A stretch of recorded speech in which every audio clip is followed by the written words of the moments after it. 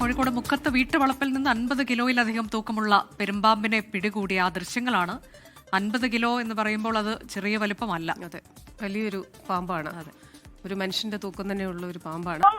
ജനവാസ മേഖലയിൽ നിന്നാണ് 50 കിലോയിലധികം ഭാരമുള്ള പെരുമ്പാമ്പിനെ പിടികൂടിയത്. മാമ്പോയിൽ സ്വദേശി സന്തോഷിന്റെ വീട്ടുവളപ്പിൽ നിന്ന് പാമ്പിനെ പിടികൂടുകയായിരുന്നു. പാമ്പിനെ കണ്ട വീട്ടുകാർ വിവരമറിച്ചതിനെ തുടർന്ന് സ്നേക്ക് റെസ്ക്യൂ വളണ്ടിയർ എത്തിയാണ് പാമ്പിനെ പിടികൂടിയത്. ഏറെ നേരത്തെ പരിശ്രമത്തിലൊടുവിലാണ് ഇത്ര വലിയ ഭാരമുള്ള പാമ്പിനെ പിടികൂടിയിട്ടുള്ളത്.